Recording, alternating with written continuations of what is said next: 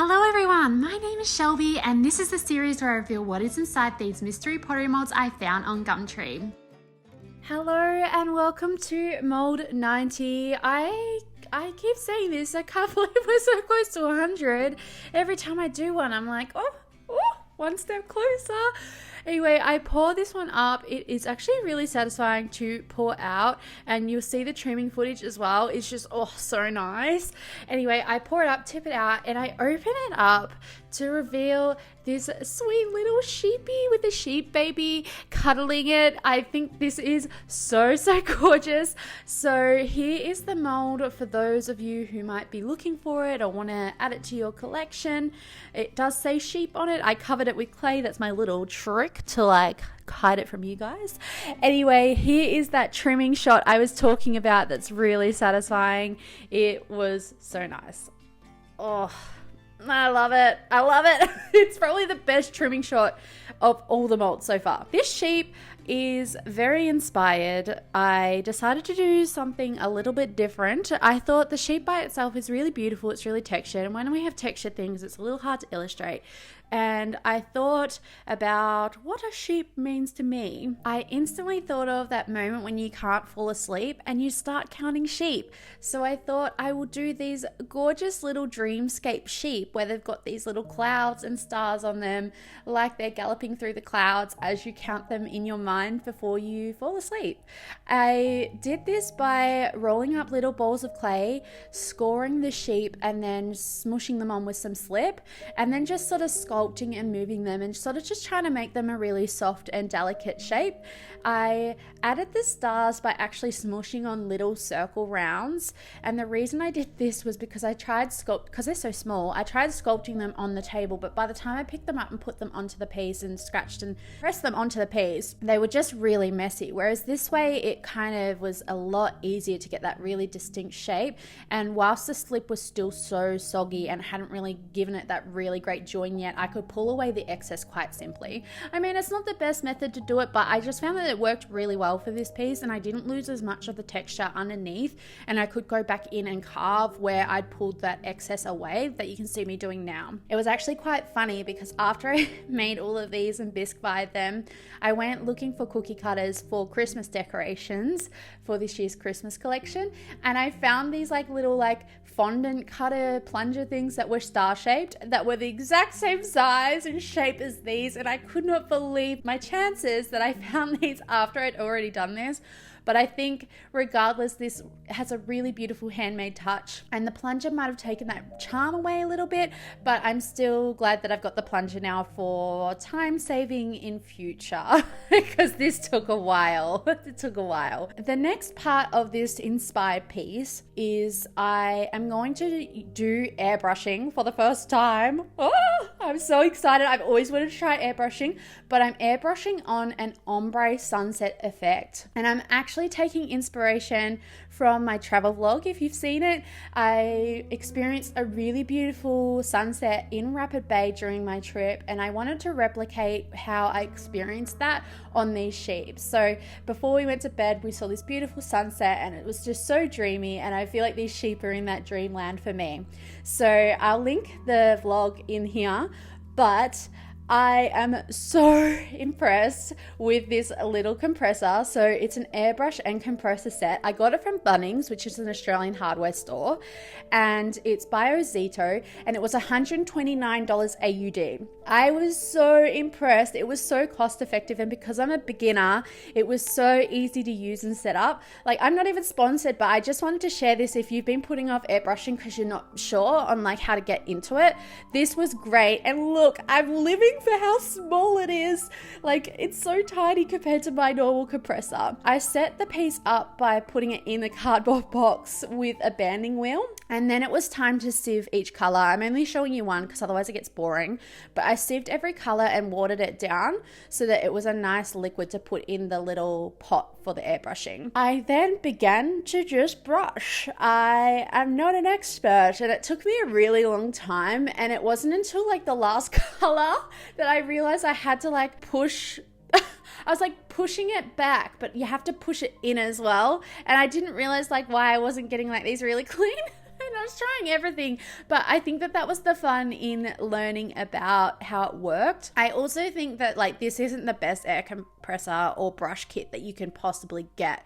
So seeing those like really amazing seamless airbrushes, they like had lots of practice. So don't compare me to them. This is literally my first attempt at this.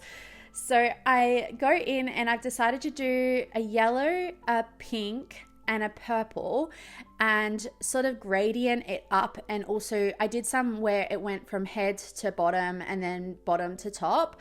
The pro of using an airbrush is it's a really great way to add color really simply but really softly.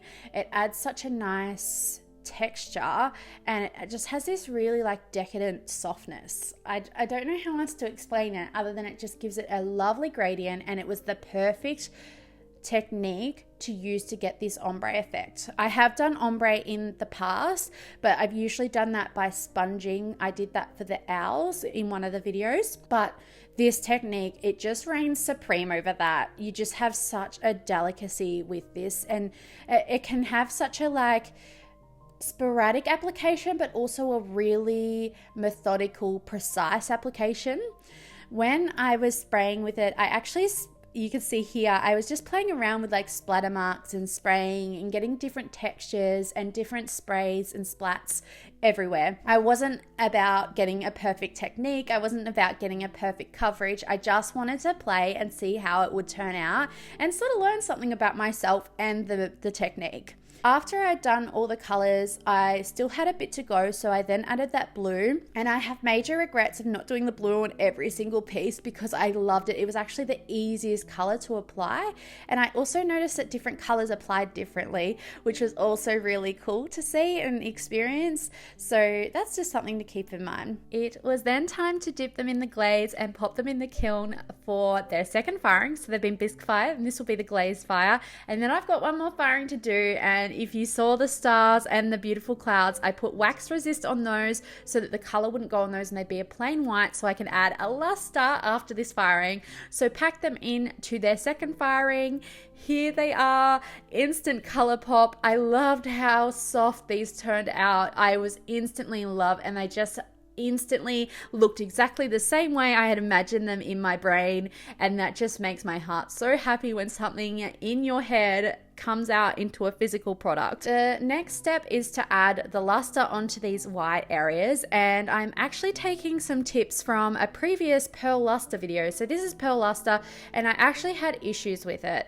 The first video was the first time I'd ever tried using it, and I did get really sort of nice results with the pearl luster. Like, it worked, you could see that it had this iridescence to it, but it flaked off in the kiln.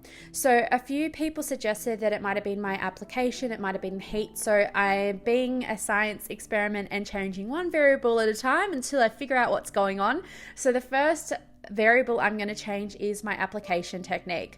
So here I am using a cotton swab, people call them different things everywhere. Anyway, it's a cotton swab thing that I am swirling around and gently adding it on top, because a few of you said that I applied it too thick, and it's better applied with one of these than a brush because it gives it sort of a smooth application and it doesn't make it go all tacky. So here I am doing that. I added it to the clouds on the star sheep, and then a few sheep that I didn't add stars to, I am covering with pearl luster to see how they look. And I'm really grateful this week because I'm not doing all of them with the pearl luster, so we can actually compare them, because last time it was really hard to compare what it had actually done, and it was just kind of like, oh, it's there, but I'm not really sure how much it's really changed.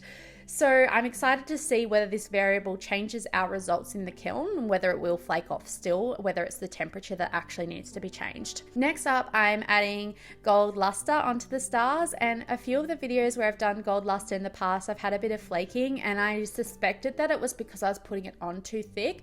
So this time I'm actually putting it on quite thin to see how it changes that gold luster results. Everywhere I've read says to put it on real thick, but I reckon like this is going to be the changer that's going to make it come out real nice. Because these two sheep were covered in luster, I had to like push them in with a brush because I didn't want to touch it and smush it all off.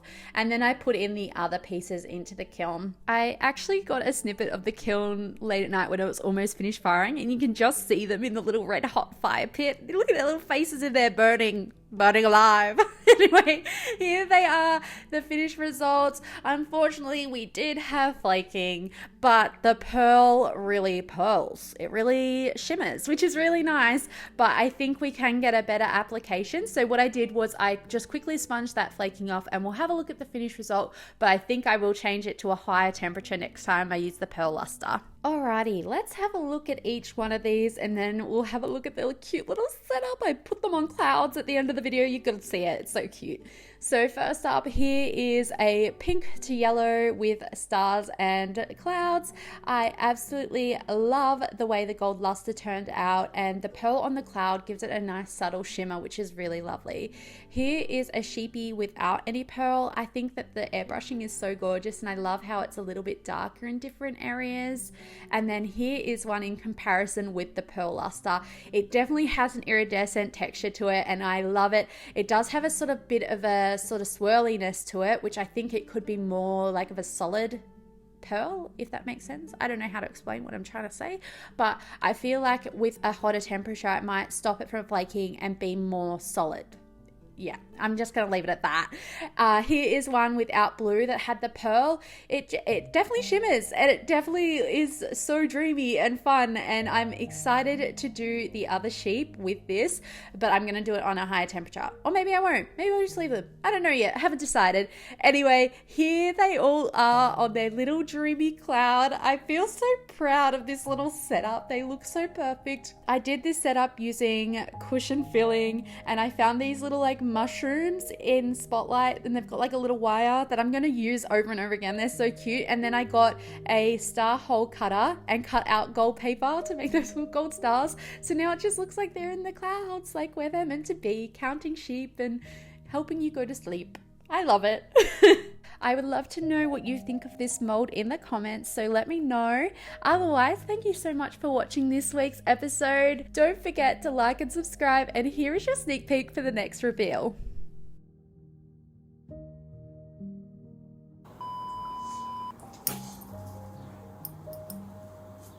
I literally just chipped it. I just heard it clink.